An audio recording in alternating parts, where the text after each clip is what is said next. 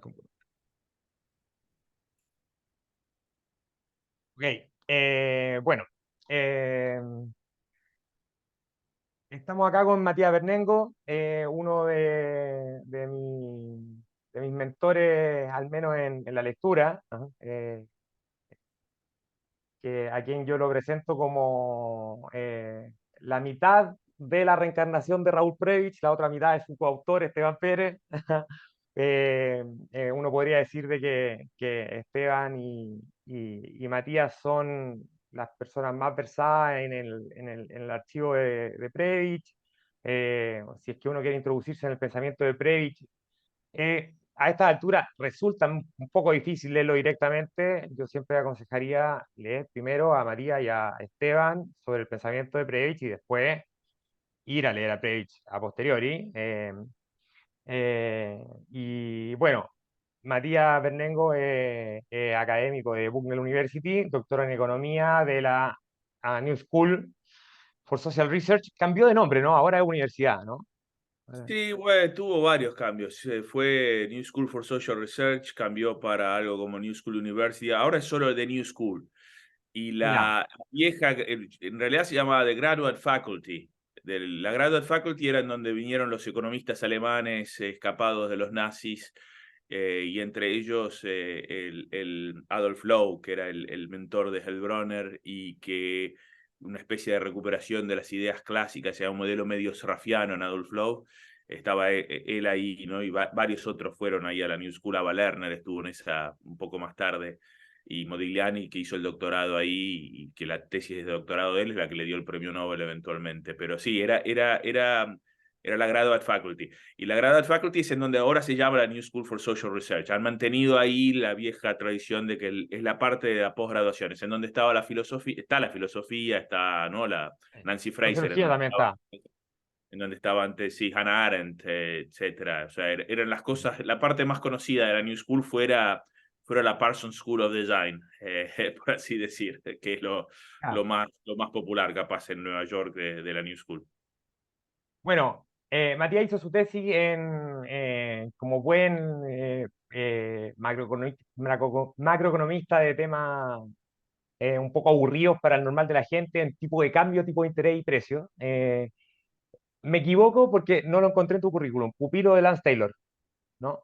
Y formalmente el orientador de tesis fue Lance Taylor, pero yo trabajé los últimos 2 años con Wayne Godley en el Living Institute.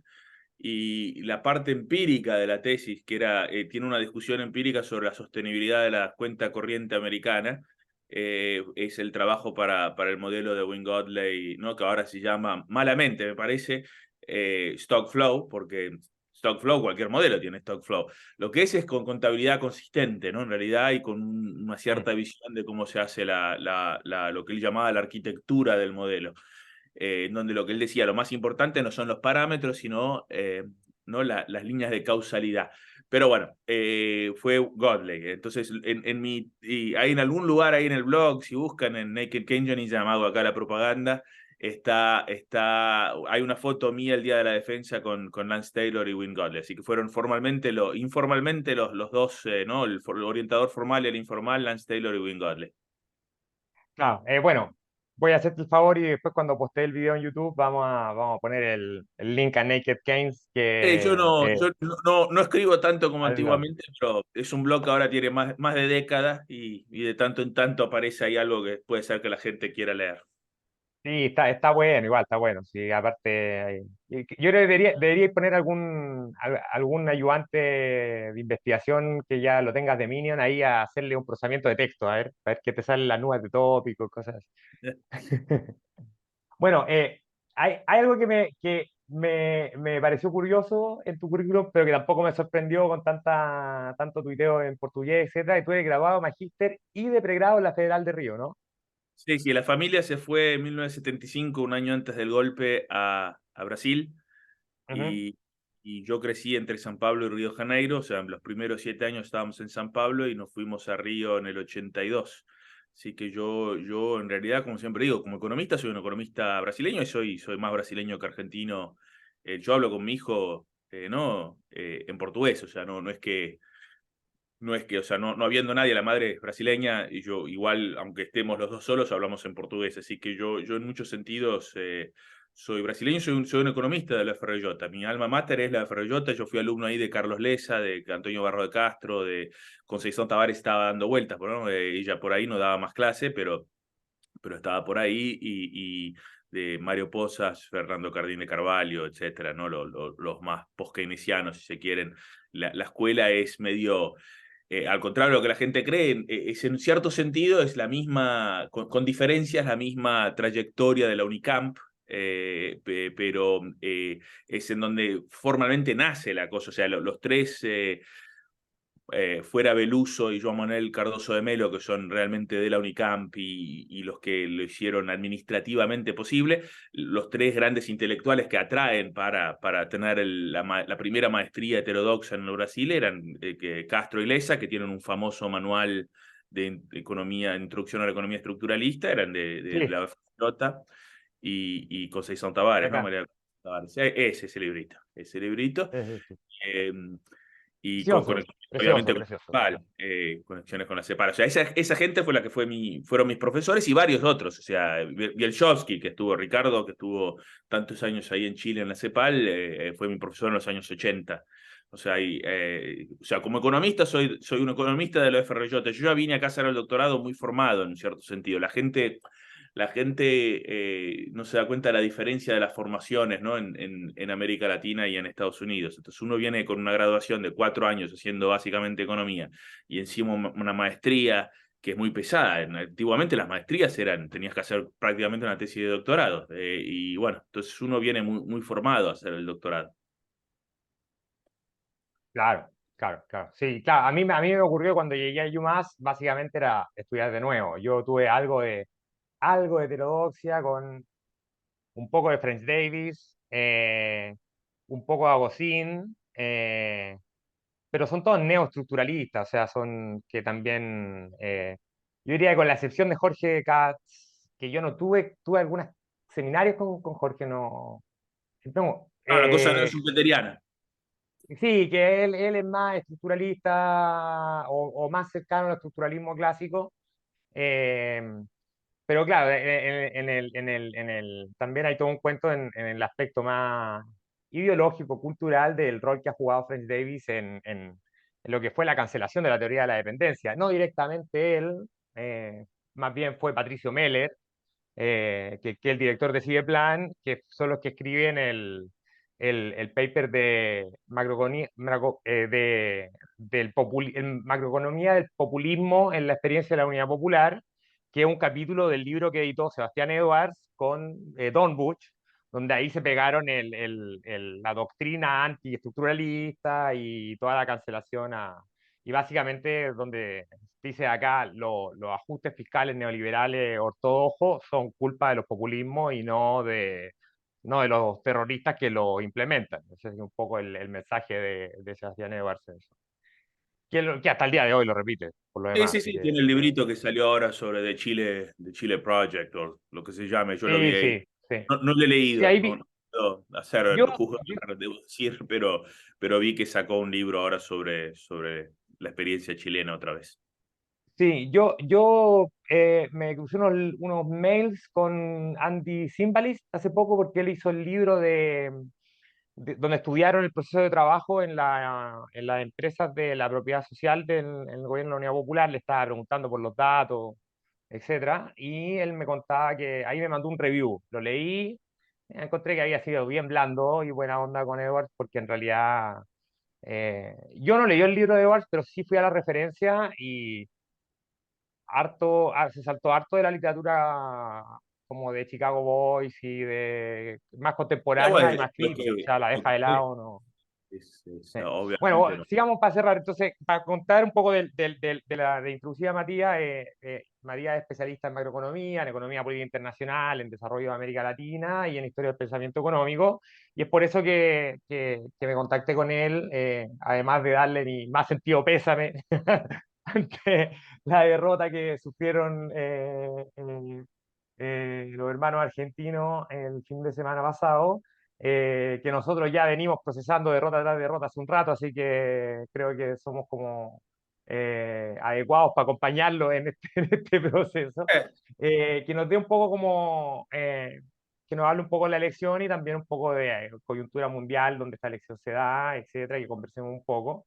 Entonces, ya como le había adelantado Matías, un poco que nos cuente cuál es, del contexto económico y social en el cual se ocurre esta elección, pero eso no hay un diagnóstico. Entonces, primero, como te lo había mencionado, me gustaría que nos dé un poco cuál es brevemente el diagnóstico que hace, o sea, cuáles son los hechos objetivos o los indicadores claves que nos pueden mostrar la situación y cuál es el diagnóstico que hace el mainstream, cuál es el diagnóstico que hace, o sea, el mainstream me refiero al progresismo masa, hacia Alberto, un poco más el centro centrista, eh, como el fundamentalismo de centro, por así decirlo, y que en términos de pensamiento económico son más neoclásicos, más neokeynesianos, qué sé yo.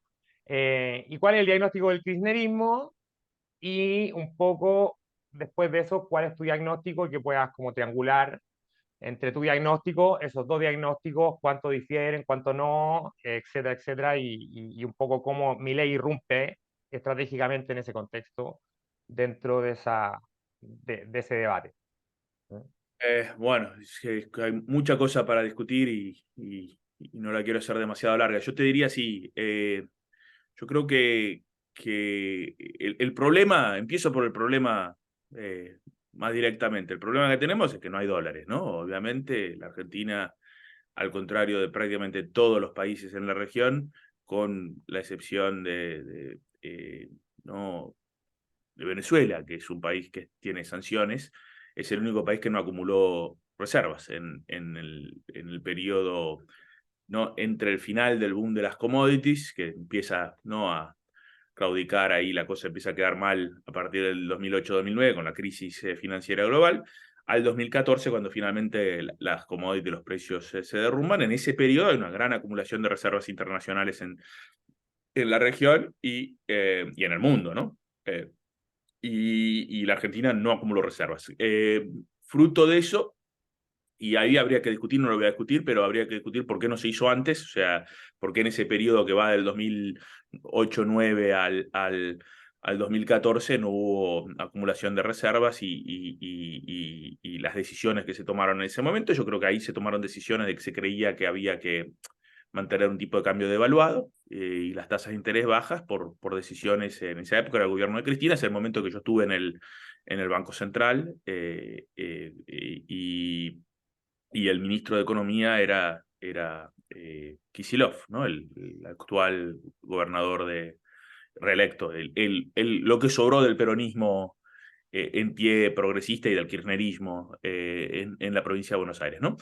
Eh, la situación, obviamente, o sea, del punto de vista, de vuelta, los hechos. En el 2015 ya entra Macri, lo que sí se había resuelto en Argentina, se había ecuacionado, era la deuda externa. Las dos renegociaciones del 2005-2010 con Néstor y con ya Cristina habían reducido significativamente, ¿no? Menos de la mitad había como problema, había desaparecido la cuestión de la deuda externa, estaba ecuacionado, no había, se había pagado la deuda con el FMI, no había por primera vez en una larga historia de estar metidos en acuerdos con el FMI, la Argentina no estaba tutelada por el FMI, se podía hacer básicamente lo que se quería, o sea, había un espacio.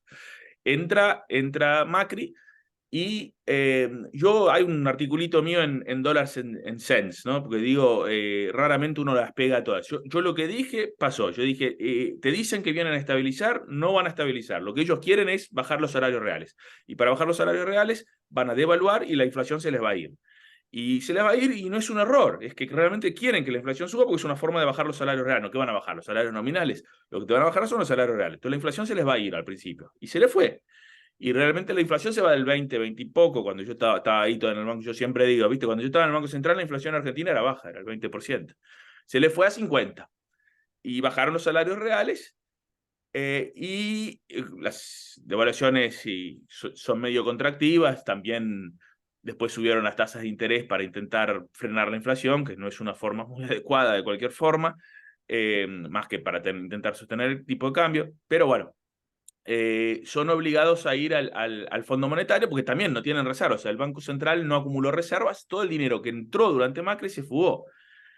Y duplicaron la deuda externa en ese proceso. Entonces la deuda externa vuelve a ser un problema al final del gobierno Macri y además no acumularon reservas. Entonces cuando llega el 2019, y yo el 2018-2019, que fue la crisis que hubo, que se fue al FMI, es la misma crisis que tenemos hasta ahora. O sea, la Argentina, la crisis, estos 4 años de Alberto Fernández fueron años de manejar esa crisis. O sea, entró Martín Guzmán para negociar con el FMI y los acreedores internacionales. Entonces, esa crisis no se ha resuelto.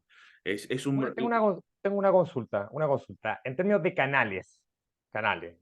Eh, ok, una cosa es la deuda del fisco, pero yo también ahí viendo algunas cosas de los videos de Cristina, etcétera, de su diagnóstico, es que no es solamente la deuda pública la que hace que se vayan los dólares, ¿no? Hay más canales por donde se van los dólares, ¿no? No, no, ese canal, te digo, yo, no existe, eso no, es una tontería. Con todo respeto, el canal fiscal hacia a la dolarización la gente va al dólar, no porque tenés déficit fiscal. Si tenés una tasa de interés más elevada que la devaluación esperada del tipo de cambio, el tipo, por más que tengas déficits fiscales, no se va a ir al dólar, se va a ir a lo que le conviene. Le conviene tener pesos y le das más interés en pesos. Yo soy uno de los pocos, hay un artículo mío al principio del gobierno Alberto Fernández, dice, la solución brasileña. ¿En qué ¿Por qué? revista?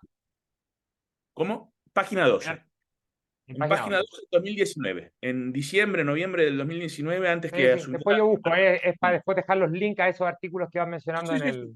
El de dólar Sensen salió en el 2016 al principio y el del 2019 es en página 12. En castellano se llama la solución brasileña. En la solución brasileña yo digo, lo que hay que hacer es subir la tasa de interés. ¿Por qué tenés que subir la tasa de interés? Para evitar las devaluaciones y mantener con eso, evitar la dolarización informal que tenemos, porque si vos le pagas más en pesos, la gente va a donde le pagas más. El Brasil no está dolarizado, Chile no está dolarizado, porque conviene tener en moneda doméstica en vez de tener en moneda... El déficit fiscal es un problema absolutamente interno, solo te pega porque obviamente si la economía, si vos gastás, ¿no? El famoso multiplicador acá para el crecimiento, el supermultiplicador serrafiano o como le digan, ¿no? Es la idea de que si vos gastás, ¿cómo se llama? Se te va a importaciones y las importaciones te pueden generar un problema externo. Pero el problema externo argentino no ha sido un problema de cuenta corriente, ha sido un problema financiero. Y el problema financiero está que siempre, tanto los gobiernos kirchneristas como los gobiernos, ¿cómo se llama? Eh, conservadores como el de Macri mantuvieron tasas de interés siempre por debajo del diferencial, ¿no? Entre la tasa externa y la devaluación esperada. La devaluación esperada en Argentina siempre fue muy elevada porque fuimos haciendo devaluaciones en el oficial, olvídate el paralelo, como se llama, muy elevadas. Entonces en eso siempre convenía tener dólares. No había problema en Argentina. Yo justamente lo que digo, lo que hay que hacer es gastar, expansión fiscal y una tasa de interés elevada para evitar la dolarización, para mantener los precios más o menos controlados. Eso Ah, era lo que había que haber hecho en ese momento. No había un problema externo, lo que había, y en ese momento se podría todavía haber acumulado reservas. Entonces, esa parte creo que es el problema que nunca ecuacionamos. Cuando entra Alberto Fernández se mantienen más o menos la misma cosa. Y acá llego a los diagnósticos y te los voy a dar muy brevemente. Yo no lo llamaría a la gente de Alberto neoclásica. Yo creo que es lo que la distinción que vos proponés entre, mira, una cosa no centrista en el peronismo como Alberto y Massa, a diferencia de lo que capaz podría ser una posición más a la izquierda, no sé específicamente lo que piensa, no te puedo decir lo que piensa exactamente la gente, lo que te puedo decir, ¿no? De Cristina, etcétera, ni sé quién sería la gente de Cristina, versus lo que yo te diría la versión realmente conservadora, que es lo que está con Milei, con Macri, etcétera, que esa visión es un poco más complicada y más loca, ¿no? Pero bueno, lo que se creía, y creo que por eso no hicieron lo que yo estoy sugiriendo, que había que gastar, meterle el pie al gasto fiscal para promover el gasto en infraestructura, el crecimiento, etcétera, donde se pudiera con la restricción externa y subir las tasas de interés para controlar los precios, el tipo de cambio iba a quedar apreciado. O sea, yo soy viejo estructuralista que no cree que el tipo de cambio depreciado es importante para crecer, ni mucho menos, ni para resolver el problema externo. Pero bueno, creían que había, o sea, gente como Matías Culfas, que fue un buen ministro ¿no? de planificación ahí, de desarrollo durante el gobierno si vos lees lo que él ha escrito, es que creían que había habido el problema del kirchnerismo que llevó a Macri, había sido que no había habido política industrial. Y que esa falta de política industrial era la que había creado los problemas. Yo lo que estoy diciendo es que no, lo que faltó fue acumular reservas. Y faltó acumular reservas porque la política monetaria tenía tasas de interés demasiado bajas y la gente se iba al dólar. O sea, ese es el problema macroeconómico. Claro, es que eso es lo que yo iba con la pregunta que te había hecho antes, es que, claro, cuando estáis con la escasez de dólares, ahí se complica el fisco, pero el punto es que previo a eso, los canales son que los capitalistas, los altos, la elite, el Todo el capital mundo. financiero, Todo el mundo. En dado el Argentina se hace diferencial también de el tasas, se lleva tachero. los dólares para afuera, se los El lleva para afuera. tachero se lleva los dólares, o sea, afuera es una forma de decirlo, tienen el colchón, el tachero se lo lleva. Cuando tenés un país en que el tachero, ¿viste? El tipo que maneja el taxi, te dice, che, vos llegás a Buenos Aires y ¿qué hago? Economista, ¿y qué hago? Compro dólares y ¿vos qué crees? ¿Que va a estar más devaluado? Che, y sí, bueno, compra dólares, ¿qué le vas a hacer? ¿Viste? O sea, el tachero está poniendo en dólares. Imagínate el dinero, y eso lo han hecho en los gobiernos kirchneristas.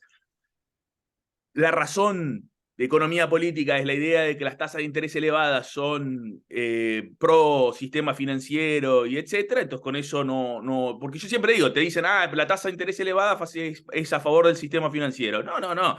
Vos con eso mantenés el tipo de cambio controlado, mantenés la inflación controlada y siempre podés, por los bancos oficiales, el Banco Nación, el BICE, lo que fuera, das crédito subsidiado, que era lo que hacía Lula con el BNDES. El BNDES te daba crédito subsidiado, permitía el crecimiento, etcétera. Al mismo tiempo, el Banco Central tenía una tasa elevadísima, que era en su momento la más elevada del mundo, y que en términos reales, y que con eso habían contenido, no solo habían contenido la inflación, pero porque tenían el tipo de cambio planchado, al mismo tiempo que estaban aumentando los salarios mínimos, y los salarios en general, entonces la distribución estaba mejorando, pero, ¿cómo se llama? Lo que permitían, aunque había, ¿no? O sea, es verdad que en el Brasil se le pagaba grandes cantidades a los rentistas, ¿no? La gente que tiene, y eso, mucha gente en la izquierda brasilera lo veía como negativo, pero al mismo tiempo se permitió una política de desarrollo, porque los bancos, el BNDES se usó como un banco de desarrollo, de gran crecimiento, etcétera. O sea, esa era Claro, es lo que que la solución brasileña. La solución en, brasileña es esa.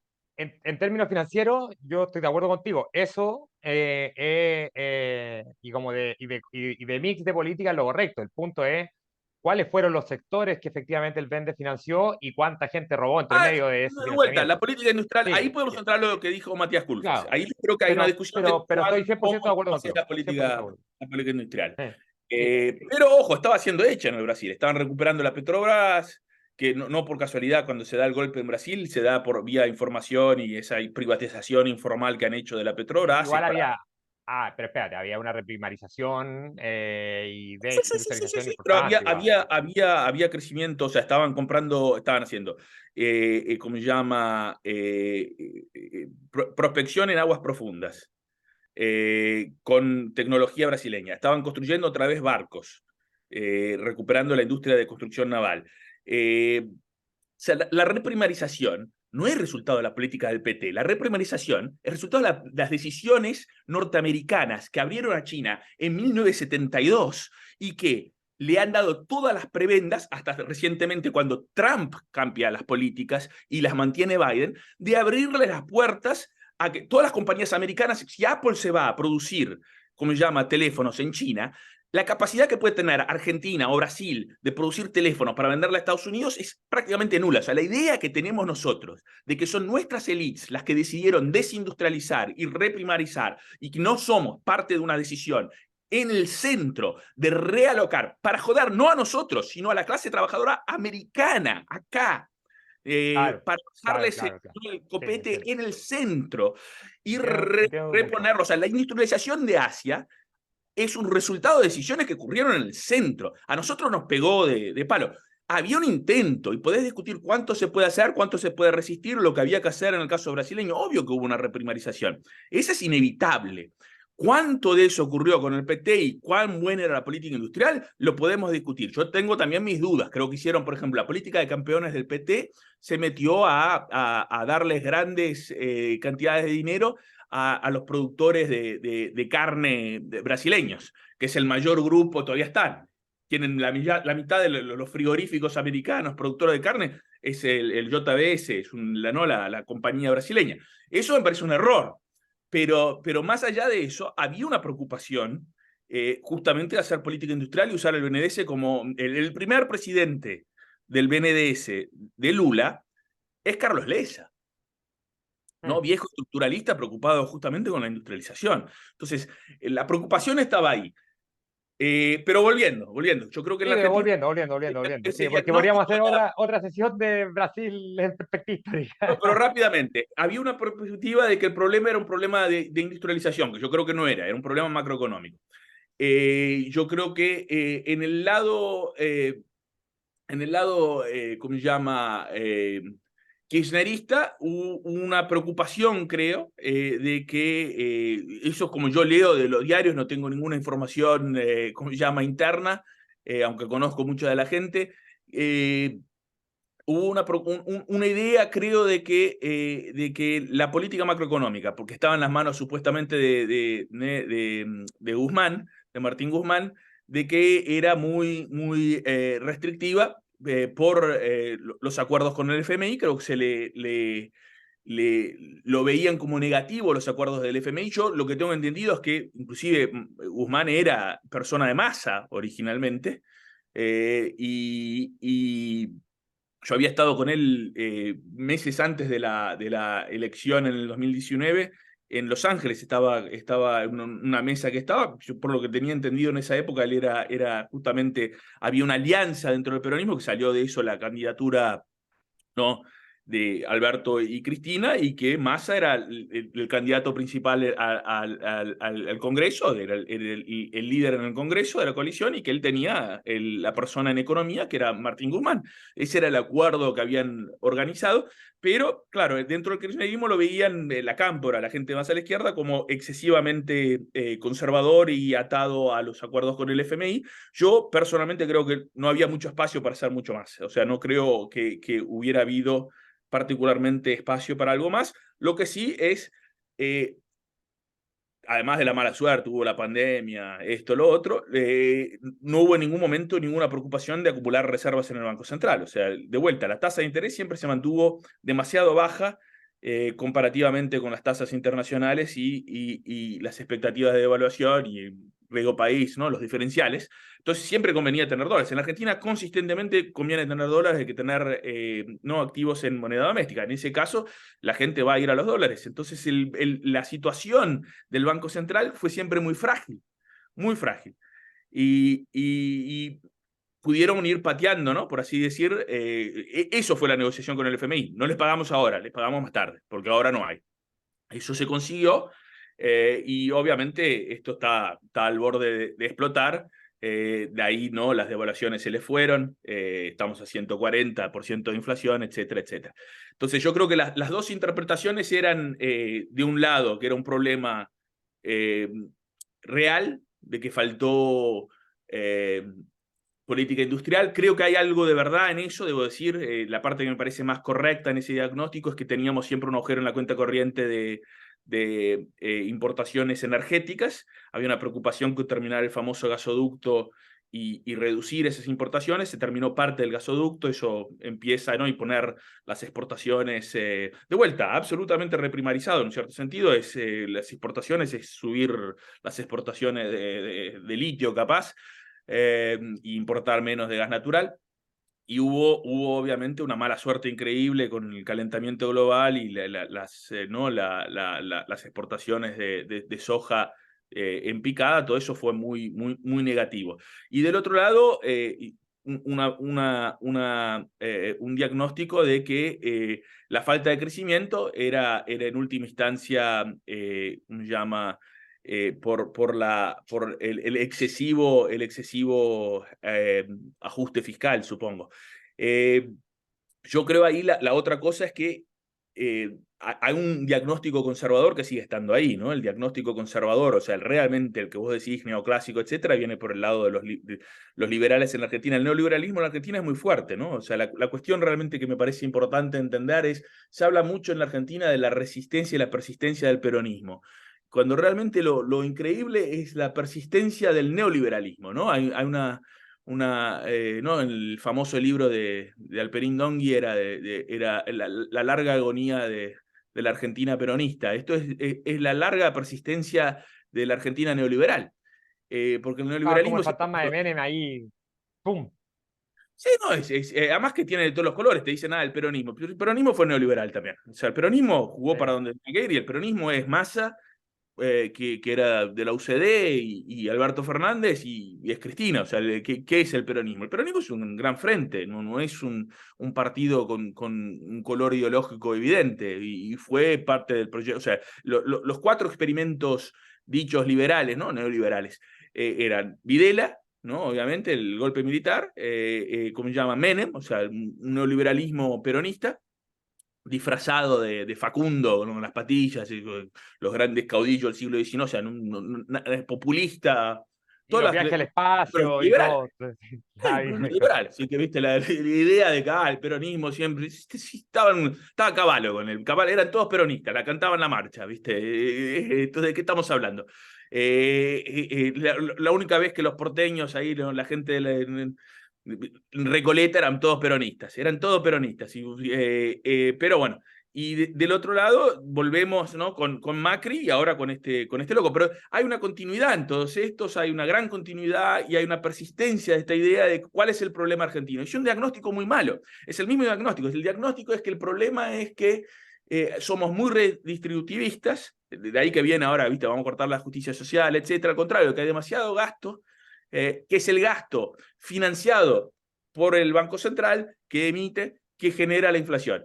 Y que por lo tanto la causalidad te va de lo fiscal a lo monetario, de lo monetario al tipo a los precios, y de los precios y la inflación ¿no? al tipo de cambio. Esa es la causalidad de esta gente, ¿no? O sea, para resolver el problema hay que hacer un gran ajuste, y van a devaluar brutalmente, eso es otra historia, después lo podremos hablar, pero la idea es que lo que es necesario es eliminar este estado populista que ha sobrevivido largamente, y que ese es el problema en el corazón de la Argentina, y que se da porque tenemos una persistencia en lo político de la gente en el conurbano hoy en día, pero de la gran masa que es manejada en esta versión de forma perversa por el kirchnerismo. Ese es el diagnóstico. Y claro, pero ese en definitiva es el diagnóstico de la patronal y de como para dónde tiene que ir la cosa, ¿no?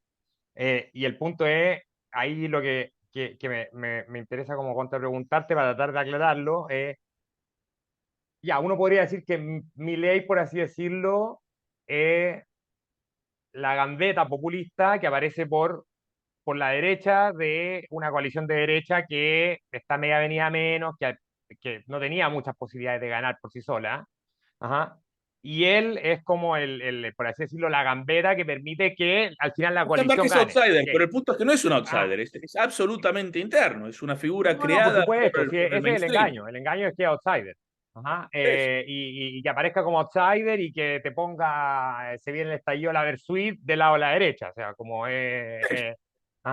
pero el punto es, Pero ¿cómo ese es diagnóstico el con mismo ese... modelo lo que te diría, es un modelo simplemente con una versión más perversa, que es más abiertamente como Videla te dice, prácticamente, o sea, cita la frase de Macera, o sea, es una figura, ¿no? El Macera era el almirante de la Junta con Videla, uno de los ¿no? genocidas más notorios de la Argentina. Hay un video ahí de Milei diciendo esencialmente lo mismo que decía Macera, pero es eso, o sea, es gente que es más abiertamente, o sea, es más groseramente neoliberal. Es un tipo que te va a decir tonterías absurdas como hay que tener un mercado de órganos. Después se desdicen, ¿viste? Porque obviamente el tipo es tan animal, ¿viste? Es un tipo que te dice que está entre tus Sí, sábanas, sí, con raya tu los mujer, psicópatas. sabe Dios que es un problema desubicado, es una persona con problemas mentales graves, pero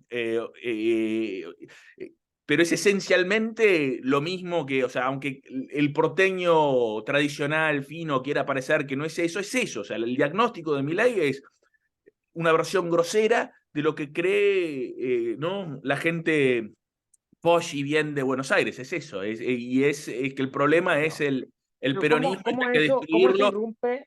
La pregunta que me gustaría aclarar, porque acá un poco lo que me gustaría dar énfasis en lo estratégico y relacional. Ajá. ¿Cómo ese diagnóstico irrumpe en el debate que tiene el peronismo o el progresismo en Argentina? Ese es como, cómo lo desarticula, aparte de lo cultural, del outsider, etcétera, en qué le achuntan en términos de que, bueno, tal vez en qué están están en lo equivocado de cómo resolver los problemas, pero cuáles son las razones correctas de ese error al cual van a llevar al país. Me refiero en términos de dónde están los hoyos del debate del progresismo que permiten que este No diagnóstico sé, con este outsider pueda irrumpir no sé si el problema es un problema de los diagnósticos. Hay hubo una incapacidad estoy de acuerdo que hubo una incapacidad de resolver los problemas. Eh, ¿Cómo se llama? El kirchnerismo cuando viene en 2003 en un contexto internacional muy positivo, se deshace con las renegociaciones de los problemas externos, con el boom de las commodities y las tasas de interés muy bajas en Estados Unidos porque había la crisis acá de la primera crisis, ¿no? La burbuja de la dot-com en el 2000, las tasas ya estaban bajas, o sea, si mirás el siglo XXI entero, las tasas de interés en Estados Unidos siempre fueron muy bajas, entonces tasas de interés muy bajas en Estados Unidos, tasa de crecimiento elevado en China, entonces tenés una economía global con un contexto muy bueno. China te empuja la demanda, Estados Unidos te mantiene las tasas de interés bajas, todo el mundo en la periferia puede hacer qué? Y crecer con ganas, porque la restricción externa se te fue. Puedes tanto exportar y seguir creciendo, China va creciendo, el mundo va creciendo, al mismo tiempo las tasas de interés son muy bajas, vos con tasas de interés que no tienen que ser demasiado elevadas, tienen que ser más elevadas que en el centro, podés evitar la fuga de capitales y acumular inclusive reservas, que es lo que todo el mundo hizo, y podés crecer olímpicamente, la cosa va bien. Entonces, ese es el contexto en que entra el kirchnerismo de vuelta, que no solo eh, hace eso, como permite el crecimiento de los salarios reales de forma importante. Los salarios reales en Argentina van a llegar a los mismos niveles que tenían con el segundo peronismo de los años 70, entonces es una política redistributiva. Y con lo social, porque es la primera vez que acordate, el peronismo queda muy manchado con los años 70, ¿no? Parte del peronismo era el peronismo radical, revolucionario, montonero, y cuando viene la redemocratización y gana Alfonsín, es Alfonsín y los radicales que hacen los juicios a las juntas, etcétera. Menem, cuando vienen, que es el peronismo, los indulta y los suelta. Con Kirchner se baja el retrato de Videla y se dice no, acá no, y por primera vez se le da mucha importancia a las abuelas y a la madre Plaza de Mayo, etc. Entonces, es al mismo tiempo un proyecto que es de crecimiento y redistributivo y que recupera una cierta visión sobre lo que había dejado los años 70, ¿no? O una Argentina cambiada, porque es una Argentina que es ahora exportadora sí, otro no es mundo. una Argentina industrial, es una exportadora de Ah, soja hacia y China. otro mundo también, es otra. Eso. No hay Sí, duda, ya, pero bueno. bueno, entonces, en definitiva, es el debate que no hubo, que fue, no se acumuló No, reserva y pero el te manejo de las digo, tasas. en ese momento, o sea, yo te digo, ¿por qué no resolvieron las cosas? No resolvieron las cosas porque, obviamente, eso está todo muy bueno. Pero cuando viene el 2011 y la cosa, a partir del 2009, 2008-2009, las cosas empiezan a claudicar. En una recuperación, pasa en Brasil también, después vos dijiste lo vamos a hablar, a partir del 2011 empezamos a crecer menos. Brasil también. O sea, si mirás América Latina, los dos países con peor desempeño prácticamente entre los últimos 15 años, Brasil y Argentina están ahí, casi no crecimos, ninguno de los dos, casi no No, y crecimos. la crisis pega con rezago 2013-2014 porque hay como un refugio a activos que todavía no habían caído, que eran los commodities cuando parte la crisis, y por lo tanto la crisis subprime da un primer choque el 2009-2008, pero después Sí, sí. el rezago Ahí pega dejamos fuerte de el crecer, 2013-2014. Sí, sí. ahí dejamos de crecer. Entonces lo que yo te digo, ahí el debate, ¿cómo se llama? En el caso argentino, es ese debate que yo te digo, hubo una incapacidad de la izquierda de resolver este problema, de decir, mira, vamos a tener que acumular reservas, y acumular reservas va a exigir que subamos la tasa de interés. O sea, esta parte de la historia. Después se compensa de alguna otra forma, bajando intereses, haciendo políticas de crédito, etcétera.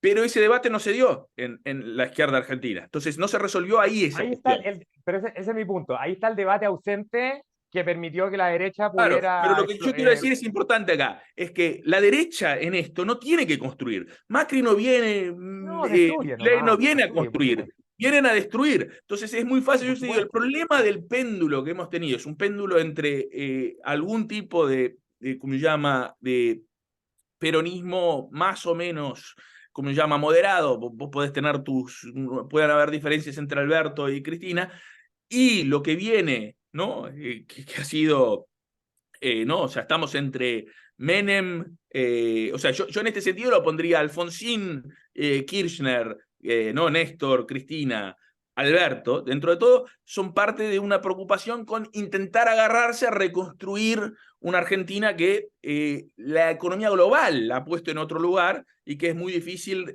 como se llama, construir otra vez un proyecto de desarrollo nacional en ese contexto. Mientras que lo que viene del otro lado, con Videla, con Menem, con Macri, va a venir ahora con Milei, con toda la furia, es un proyecto de destrucción. No hay un Sí, por proyecto de supuesto. construir, no hay un proyecto de sociedad, no hay sociedad.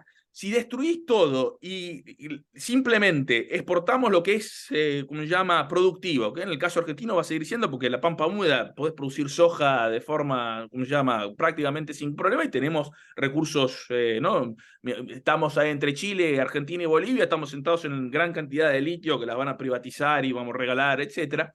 Está Elon Musk muy contento, estoy seguro, de la elección de Milei. Entonces, Y de ese haber puesto proyecto plata, de de haber puesto destrucción. plata ahí Elon Musk y para que los algoritmos funcionen y la publicidad y ahí de haber Es puesto. Y entonces es un proyecto destructivo.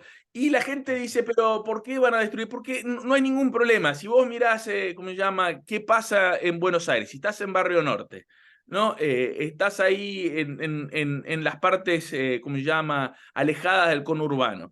Ni te das cuenta que la Argentina está en una crisis. La gente recientemente, inclusive gente progresista, hablaba de la economía Barani. O sea, que vos vas, o yo qué sé, como le decían, que está todo bien, que esta crisis no es la crisis del 2001. Yo creo que es todo el tiempo. Esta crisis es el 89, esta crisis es el 2001, esta crisis es, Y ¿cómo se bueno, llama? El 18. en cierto sentido lo que David Harvey lo diría que son los desplazamientos espaciotemporales de la crisis que simplemente la desplazan Es y siempre la misma crisis. Una crisis es una crisis que es instrumental para los designios del modelo neoliberal.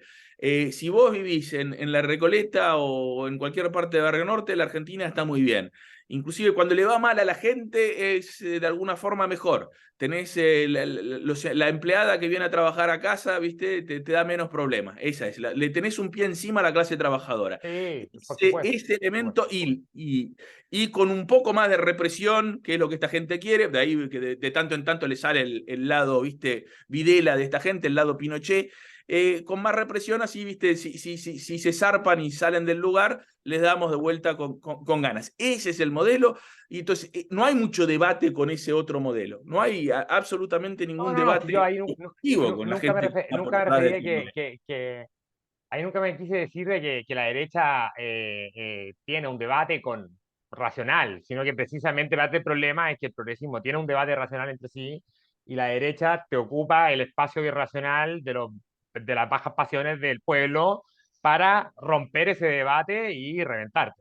Pero ir avanzando Pero en otras sobre cosas, Milei, debo decir, la otra cosa que ¿no? vos preguntaste ahí, sobre Sí. Milei lo que pasó además es que, bueno, no creces durante una década y media y se te va la inflación a 140% y obviamente, o sea, es puramente económico esto. Esto es factible y esta resurgencia ¿no? viste, lo podés pensar No, en el el neofascismo. neofascismo en todas partes en América Latina y en el mundo. Esto tiene que ver con los 40, 50 años de estas políticas neoliberales que en este péndulo que vamos y venimos, hay una decadencia muy brutal de todas las cosas que había. O sea, yo siempre digo, funciona todo. ¿Por qué funcionan ciertas cosas en nuestras sociedades? En Chile, sea, funcionan porque hubo una larga Acá.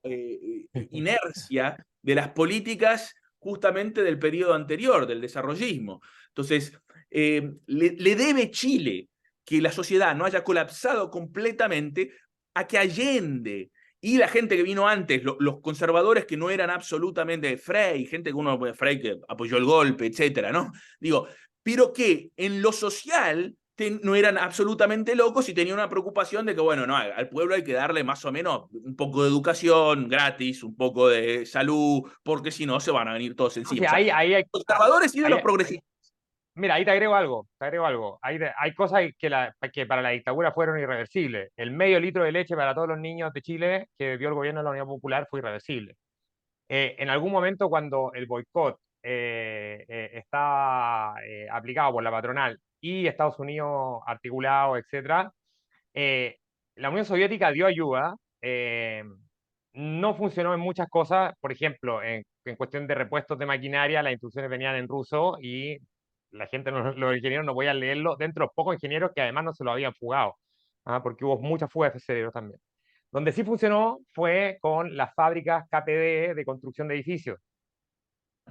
Que hasta el día de hoy hay edificios construidos por tecnología soviética que fue importada y movilizada con mano obrera chilena. Pues yo digo, Ojo, mira, esa mira Matías, inercia. mira este dato, mira este dato. La dictadura no cerró las fábricas KPD, sino que las siguió ocupando con tecnología soviética hasta la crisis de la deuda del 82 y hicieron viviendas de alta calidad en el barrio alto para ellos mismos. No, sí, Me eso es, sorprende, estoy lo que respondiendo digo, un punto.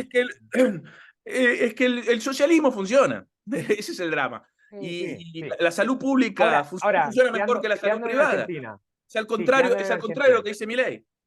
quedándonos en Argentina, una última pregunta sobre la elección.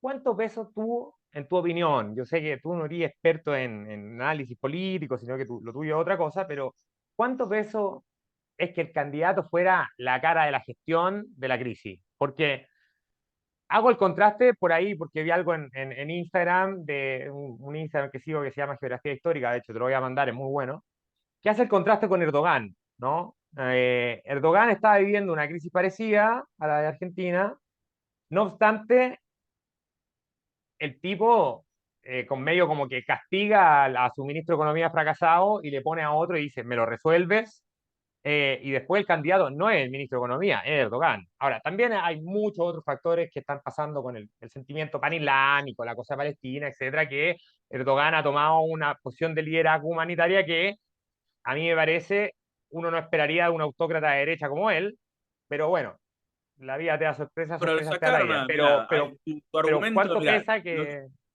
tu argumento, lo sacaron a Martín Guzmán, lo pusieron a Massa, claro, pero a Massa le obligaron a qué. Primero, no hay reservas, la inflación se le disparó, además que ahí el candidato no es Alberto de vuelta, porque Alberto estaba completamente quemado, entonces el candidato iba a ser Massa mismo. No, Y, ahí se me y pregunta, ¿cuánto pesa que sea masa? dale, pero ahí estoy, Claro, estoy y que diciendo, no, porque, vos me estás diciendo, lo sacaron en Erdogan, lo sacó al ministro, también lo sacaron al ministro, mira, le pusieron el dedo, estabas con el FMI y tal, etcétera, lo pusieron a Massa, ¿cómo se llama? Y la idea era, bueno, vamos a intentar pararlo. Mantenés más o menos la inflación, pero le dieron entre la primaria y la primera vuelta, le obligaron a dar una devaluación de 22%, viejo. El 22%, o sea, la inflación disparó, inclusive eso fue innegociado, porque el FMI quería aparentemente el 60%. Entonces, la cosa eso hubo ahí, en 2019, intencionado a favor de la derecha eso. claro, obvio. Intencionado, El FMI, el FMI ha intervenido en la Ahora, elección anterior, en donde se le dio el dinero Massa, en mi a. opinión, Massa reacciona lento, porque si no es por el show que le hace Juan Graboy, Sí, espérate, sí, no sé, espérate, si no es por el show que le hace Juan Graboy de compensar a los informales con subsidio, porque si es que no es por Juan Graboy, ese subsidio no sale. ¿Ah? Y bueno, Massa yo reacciona creo, lento en esa compensación. yo creo que es complicada esa historia. O sea, le toca, yo creo, te digo la verdad, con 12% no creo que esto lo ganaba, lo ganaba Guado de Pedro, no, ni el único candidato que capaz tenía alguna posibilidad, yo tampoco creo que la iba a ganar. O sea, si hubiera sido peleada y más o menos cerca, te decía, y capaz que Kicillof la ganaba. El único candidato. O sea, lo que sobró y que está sobre la izquierda y que es kirchnerista ha hablado ahí de que hay que tocar otro bombo, pero y será probablemente el candidato o lo que ha sobrado de la izquierda, del peronismo de izquierda parado, que es Axel Kicillof.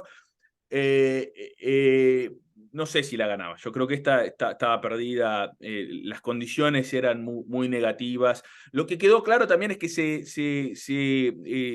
la derecha y la coalición que había dentro de la derecha se ha deshecho. O sea, el PRO no existe más como organización política. Puede haber algunos radicales que van a sobrevivir en esto, pero como esta coalición es muy abiertamente fascista, a mucha gente más decente dentro de la centro-derecha radical no va a entrar y no lo votaron a Milei.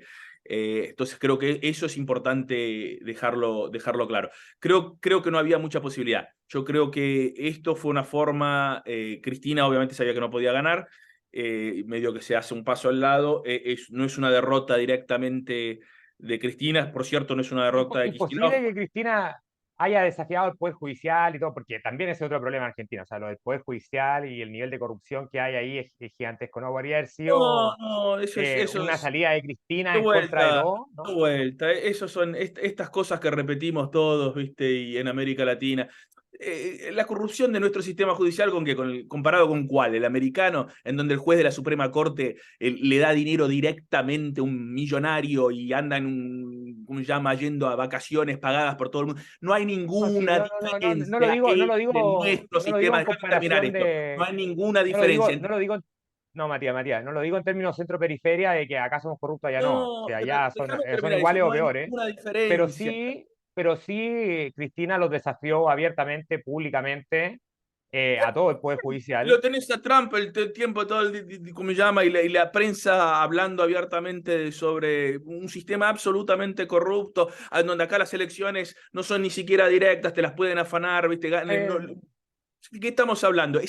No hay ninguna diferencia. Y ahí vamos, la izquierda a decir que tenemos un sistema que es corrupto más que el otro. O sea, de vuelta, yo creo que hay que hacer todo lo que para que sea transparente, lo que vos quieras. Yo creo que hay lo fair. Pero la discusión sobre como si esto fuera un problema nuestro, que es diferente de alguna forma. no, Acá no, cuando se estamos discute de eso, vamos a acuerdo. discutir Estados Unidos, nadie habla de eso porque están No, hablando no, de México. estoy de Nosotros acuerdo, estamos no, sí, metidos acá sí. a discutir si el problema es que Cristina, viste, desafió el sistema judicial y que hubiera sido diferente la elección. O sea, la gente no votó por el sistema judicial y Cristina. Te digo por No, qué no, la no, gente no, no, votó. espérate, no, La yo te gente digo el votó argumento al porque contrario. Yo te digo el argumento al contrario. 140% de inflación y 10 años de economía planchada donde la Pero, economía no crece. pero te estás confundiendo, te estás confundiendo. Yo te digo el argumento al contrario. Ella sale, desafía al Poder Judicial y en vez, y no digo que eso haya afectado, sino que al revés. ¿Por qué no da el paso siguiente y dice, yo desafío y soy la candidata a presidenta Porque y va no, con no todo? ganaba, loco. Porque si perdió 12 por 12 Massa, perdía por ¿Mm? 20. Ah, Es eso lo que bueno, estoy sí. diciendo. Eso es. Cristina Ok, no gana, o sea, eso es lo ya que, no esa es mi ganaba en el pregunta. 2015. Por eso Ajá, fue con Alberto, porque necesitas ya. traer la gente en el medio, los Mm. radicales, los radicales que se habían ido con el PRO, porque creían justamente en una versión, hay una especie de radicalismo de gente de porteños, te lo digo porteños porque es justamente la gente que uno conoce, los amigos de mis viejos, ¿te das cuenta? Yo me fui muy chico, nunca lo vi, pero es esta gente que es bien, que el peronismo siempre lo tuvieron medio de costado, porque yo te digo, lo conozco bien, porque mi tío abuelo, el tío de mi papá, era el almirante Bernengo Limas, el que lo metió en cana a Perón, era el ministro de Marina, de la Marina en el gobierno militar en los años 40, que lo mete a Perón preso en Martín García 2 semanas antes del 17 de octubre, el almirante Bernengo Lima. O sea, gorilas, antiperonistas, yo esta gente la conozco bien. Hay mucha gente que no es pro dictadura, viste, pero que ve al peronismo y compra parte de ese diagnóstico que te dije, es el problema de la Argentina, viste, que tiene que incorporar a esta masa de gente y hay un populismo, y lo ven como un populismo siniestrón, que es estos excesos y que terminan generando inflación, etc. Y esa gente lo compra. Y además, mira, se meten con lo político, en lo judiciario, y no hay independencia de las instituciones. Y es esta gente con un liberalismo clásico, ¿viste? Se creen que están en Inglaterra victoriana, y no votan a un peronista como muy abiertamente por los descamisados, por Eva, por toda la iconografía del peronismo más radical y que votan, sí, seguramente a alguien que sea, viste, parezca más. Al contrario, yo creo que fue una gran jugada. Tanto Alberto le permitió ganar, claro, Alberto después le toca una economía que es una complicación sin fin y no hicieron lo que yo pedí en el 2019, subir la tasa de interés, pegar en lo fiscal. O sea, teníamos que acumular reservas para la inflación y crecer, no lo hicimos. Y creo que Massa fue lo que había de mejor, casi o sea, en la primera vuelta ganó, le ganó 36 a 30. El nada más es que nos iban a pasar por encima. Yo te digo la verdad, si vos me hubieras dicho, esto era peleado, quedó 51-49, y te decía, y capaz que Silov la ganaba. Pero eso quería No. decir que en Buenos Aires teníamos que haber llevado mucho más de lo que llevamos y un poco mejor en el resto del país. Pero esto fue 55-44. O Ya, no 56-34, yo tenía qué sé, vuelta. estamos por ahí. O sea, nos pasaron por encima. Entonces yo creo que Massa era lo mejor de lo que se podía decir, se podía intentar. Yo creo que Guado Pedro hubiera sido peor. Creo que Cristina no tenía, o sea, Guado Pedro era Cristina y no tenía ninguna chance, iba a ser una derrota muy brutal.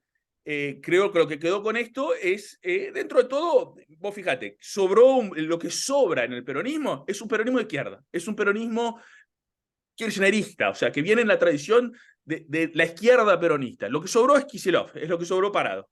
Y en 4 años, si alguien le puede dar batalla, lo que va a venir, que va a ser un desastre, se va a venir al principio una inflación muy elevada, eventualmente la van a estabilizar la economía, claro, como yo dije ahí en el blog, si lo pones, ¿no? Hay un pequeño blog sobre, ¿no? Llama Dollars and Nonsense, en el último post. Lo que se viene es una estabilización durísima que van a, yo digo, es como curar, yo te sé curar el cáncer, es muy fácil curar el cáncer, me das una pistola, pum, te tiro, curé el cáncer, maté al paciente, pero el cáncer no te hace más nada. Entonces, Ah, esa es la solución de lo que viene. Esa es no, la sí, sí, solución eso de es lo que viene. es lo que viene. Van a Pero curar, ahí, van a curar la enfermedad, pero te van a matar al paciente. ahí tengo una pregunta de especificidades, porque ya, ¿cómo intensifican el ajuste y la austeridad en un contexto donde la austeridad y el ajuste ha sido todo el problema permanentemente? Van a cortar salarios sociales, es decir, cortar salud, cortar educación, pero y a La través de inversión devaluación. pública, Ahora, el ya punto es, dijo, la sí, inversión sí, pública se termina. Van a cortar ajá, por todos lados. Van a cortar por cortar, todos pero lados. ahí mi pregunta es, ¿cuánto les da para cortar sin que, Que la sin gente se que vaya a quede las la grande? calles. Porque si hacen una evaluación grande con un salarios que están cercanos a la subsistencia, ajá, yo no, o sea, helicóptero y guillotina no dejan de ser una posibilidad. O sea, Eso es una buena pregunta. O sea, yo creo que se viene o sea, lo han dicho, van a liberar lo más rápido que puedan el mercado de cambio. Así que van a unificarlo y quieren devaluar grandemente. Él dijo que se puede ir el dólar al 5.000. O sea, yo no sé si lo van a hacer inmediatamente, cuánto, cómo, pero en el momento que hagan eso, y te digo, había mucha gente en la izquierda que estaba pidiendo que hay que unificar el tipo de cambio, que hay que hacer algún ajuste, gente que yo conozco, etcétera, diciendo estas tonterías, viste, que con eso se empieza a resolver, porque el problema es fiscal, el problema no es fiscal, el problema es la falta de dólar. Pero bueno, si hacen eso, lo que vos decís, van a bajar el salario real brutalmente y es lo que quieren hacer, lo van a bajar el salario real. Además, te van a hacer un ajuste draconiano. Y además por eso te lo dijeron, no necesitamos el FMI. Yo siempre, en chistes, yo siempre digo en todas mis charlas, en América Latina no necesitamos realmente el FMI, porque el FMI lo cargamos adentro de nosotros, inclusive la izquierda, buena parte de la izquierda, la gente que estaba en el gobierno, y creen cosas como el FMI. O sea, vos podés leer inclusive periodistas de izquierda diciendo cosas similares, que hay que hacer ajuste fiscal, que hay que devaluar y unificar el tipo de cambio, todas estas cosas, que es lo que viene a hacer Milei. Buena parte dentro de la coalición peronista había gente que decía estas cosas. Entonces, es esa idea de que necesitamos un ajuste, el ajuste ya estaba por dentro, iba a venir si venía más a un ajuste de alguna forma.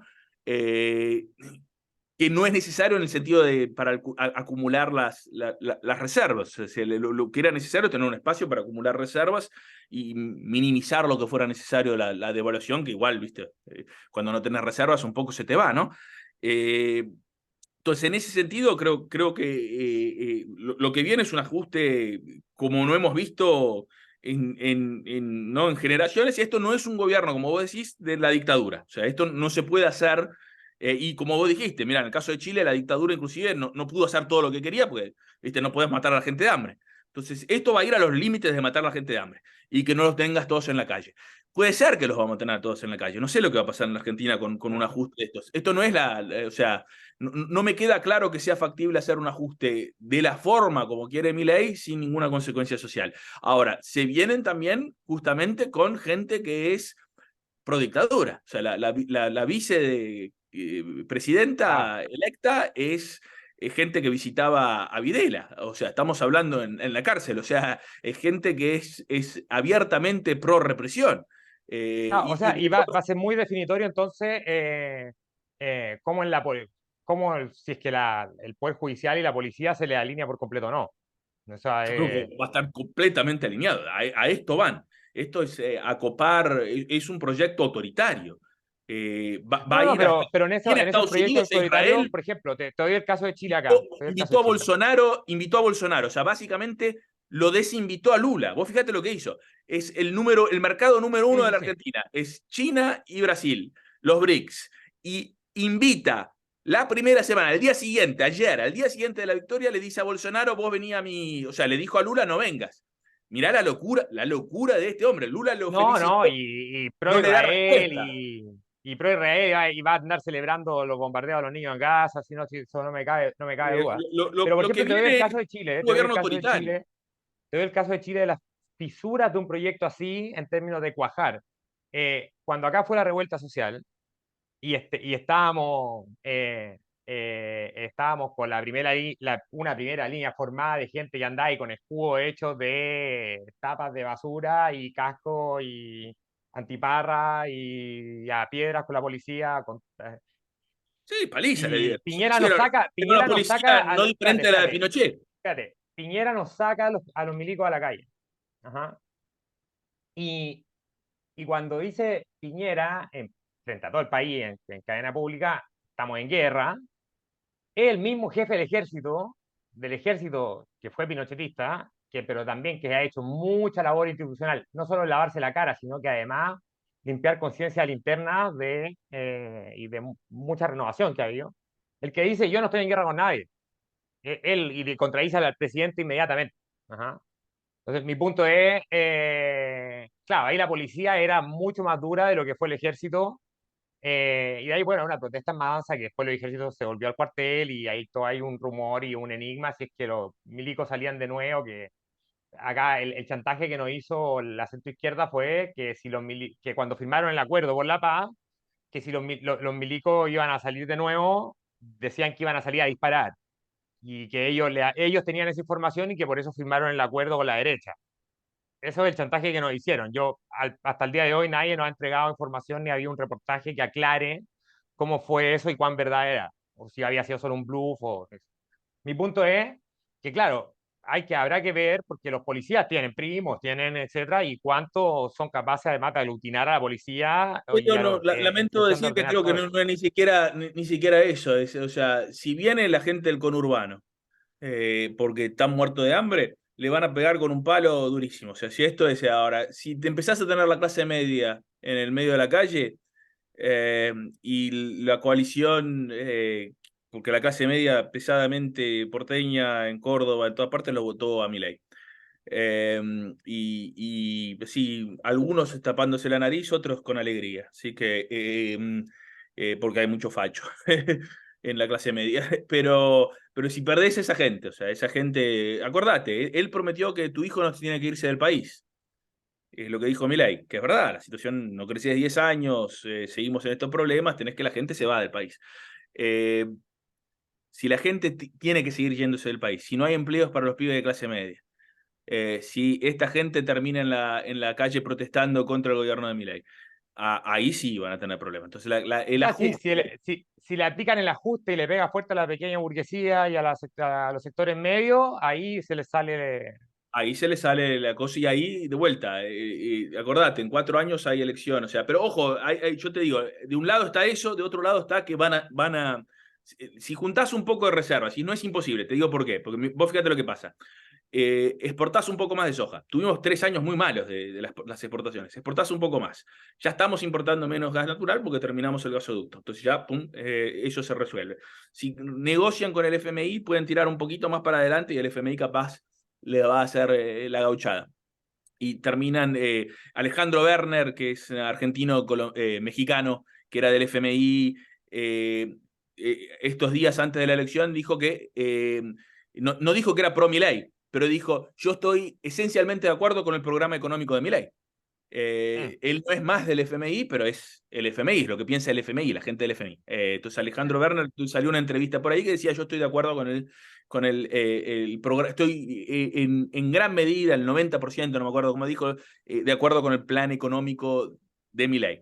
Entonces, O el sea, FMI dentro de todos los, las con cosas. este psicópata encima, con la derecha alineada con él, No, si no, y ahí acumula un poco de reservas. En lo que acumula un poco de reservas van a ser o abiertamente una dolarización, que yo creo que se viene en una dolarización, muy probablemente, pero la dolarización o sostener el cambio a la convertibilidad o algo menos dramático, y la inflación la parás eventualmente, o sea, le pegás un palo a los salarios con una devaluación brutal, sostenés el tipo de cambio, estabilizás.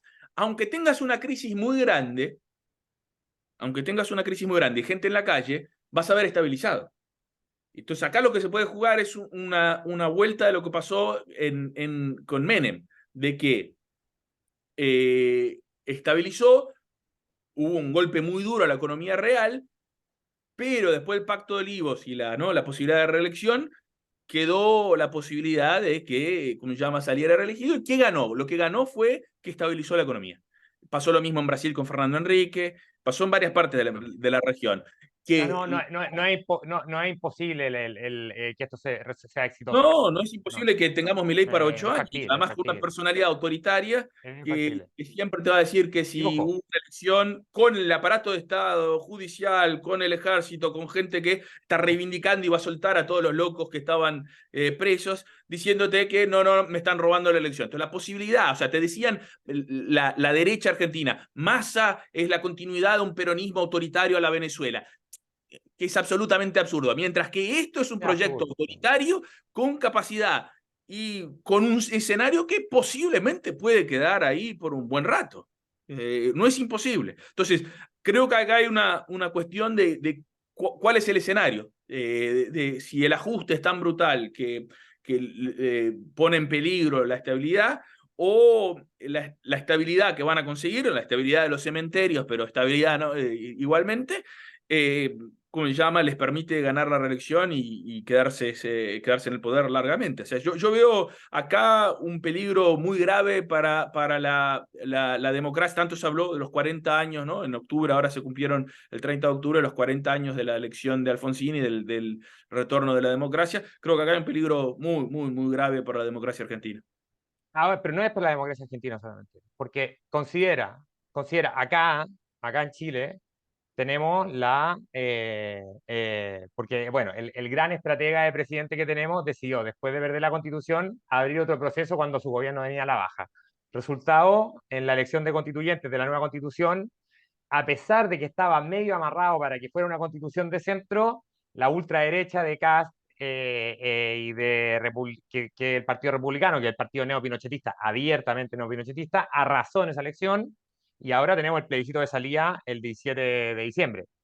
Eh, los riesgos de eso, ahora, ¿qué es lo que dicen las encuestas? Las encuestas dicen que como la clase política en Chile, o bueno, la clase burocrática, uno le puede poner la categoría que uno quiera, pero como los políticos en Chile se han dedicado a tratar de dar soluciones políticas a los problemas económicos de la gente, ajá, existe un ambiente de que cualquier cosa que le ofrezcas como nueva constitución sin que haya mejorado las cosas, lo rechacen. No obstante, con el triunfo de Milei y considerando que en el capitalismo digital en el que estamos hoy día, que yo diría que ya no es el neoliberalismo, sino que es una cosa peor, ajá, estos tipos están enchufados con la ultraderecha los que usaron Cambridge Analytica en Estados Unidos, con los de Vox en España, y deben tener no sé dónde están los barrios financieros en Buenos Aires, pero acá en Santiago, en Isidora Goyenechea, deben tener una oficina con informáticos, con Sí, sociólogos, con debe estar en el antropólogos, centro. etcétera, El y centro. que el triunfo de Milei y toda la épica que pueda construir va a empezar a dar en la puerta, va a girar en las redes sociales acá, y Ah, sí, sí. puede que acá es más grave que un gobierno, es una constitución que sea Sí. aprobada democráticamente, porque aparte tenemos, ellos lo que hicieron fue movilizar mucho al no votante tradicional, que antes no estaba obligado a votar, pero que en este proceso estaba obligado a votar. Entonces, ¿qué es lo que, a dónde voy? Acá estamos en ciernes de una operación Cóndor postmoderna. ¿Ah? Así como que en el cono sur se nos chanten esto y además mientras la izquierda, los progresismos o inclusive yo que estoy en una perspectiva más revolucionaria o pretendo serlo porque tampoco creo que lo seamos, eh, eh, estamos fragmentados, no estamos conectados entre nosotros, ellos por arriba en el ciberespacio están todos organizados. Ajá. Eso no es nuevo. Estados Unidos siempre ha tenido un pie en la influencia. Si vamos a hablar de Brasil, se puede hablar de la influencia que tuvieron en la Lava Jato, Estados Unidos, en el golpe contra Dilma, ¿no? El impeachment que fue, y en el lawfare, lo metieron a Lula preso. Todas estas cosas es parte, y debo decir, buena parte de eso es política bipartidaria en Estados Unidos. La hace tanto Trump como la hacía Obama. O sea, cuando se dio lo de Dilma en Brasil y la Lava Jato, cuando empieza estaba Obama, y la persona responsable dentro de estas cosas era inclusive Biden, era el vicepresidente, así que el actual presidente. Así que en eso creo que estamos de acuerdo. Estados Unidos siempre ha tenido desde la época de Condor y Pinochet, un efecto siniestro sobre, ¿no? Los destinos políticos de la región. Eso no es nuevo, estamos de acuerdo. Mm. Sí, oye, bueno, se nos hizo mucho más largo, entonces te tengo propuesta. ¿Qué tal si dejamos la otra parte de la entrevista para después? A menos, ahora, si tú quieres seguir, yo sigo. No, pero yo no digo por mí, por vos, yo me divierto. Pero Yo también, si yo hacemos, soy hacemos una doctrinario. parte 2 y hablamos de Brasil y de otras cosas, Y sí, partamos en nuevo orden mundial y para que no sea todo. demasiado larga, y la gente ya a esta altura ya dice: quién es No, este yo loco?". después yo lo puedo cortar en dos partes, lo subo en dos partes. Pero sí, dejémoslo para otro día y así aprovechamos de seguir viéndonos. Lo que sí, ya, entonces lo del ping-pong, el juego del ping-pong lo voy a dejar para la próxima vez que Dale. nos veamos, pero te hago una pregunta a modo de salida hipotética. Si tuvieras que elegir para mi ley, helicóptero o guillotina. Helicóptero. Yo soy moderado. Yo siempre digo, no, no, no. Soy un reformista. En el fondo mío siempre, si se puede decir, ¿no? Siempre cagón. Yo no soy a favor de la revolución. Como decía Goldbrecht, la revolución, ¿viste? El problema de la revolución es que yo estoy muy cómodo. Por favor, gente, no, ahora no. Después, sí, ustedes, la revolución. Cuando yo ya me voy dentro de un rato, así que no. Entonces, Ya, no, un helicóptero no estaría mal, helicóptero.